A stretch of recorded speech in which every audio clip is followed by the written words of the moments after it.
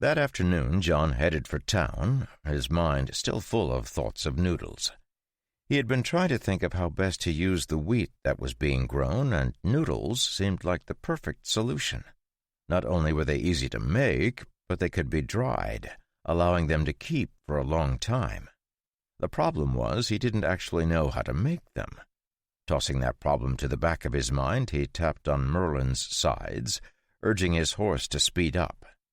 Haver had asked him to swing by, and since John wanted to put an order in at the general store, he figured now was as good a time as any. Fairford had grown considerably since he had arrived in the valley, and after all of the turmoil of the last 3 years, John had grown to enjoy the small town and the people who lived in it. On his way into town, he caught sight of Garrett, the village blacksmith, waving at him, so he stopped to chat. "John, beautiful day, isn't it? Much better than the rain we've had the last few weeks." "Did the rain slow business down much?" John asked, leaning his arms on his saddle's pommel. Shaking his head, Garrett jerked a thumb at the main street, which was filled with wagons. "No, there have been so many new people in town that we're swamped. A lot of wagon repairs and shoeings, but the big draw is building materials.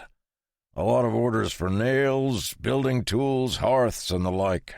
That's actually what I wanted to talk to you about. You have a forge out at your place, right? We're up to our eyeballs in work orders, and more are piling up every day. I was hoping I could rent your forge for the next few weeks." "No need to rent it," John said, waving his hand.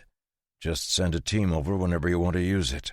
"I can't use it for nothing," Garrett protested. "Tell you what, when you have a spare moment, make me a nice gate. I've been thinking about putting one at the end of the lane, but haven't had time to put anything together. That and one of those pies your wife makes."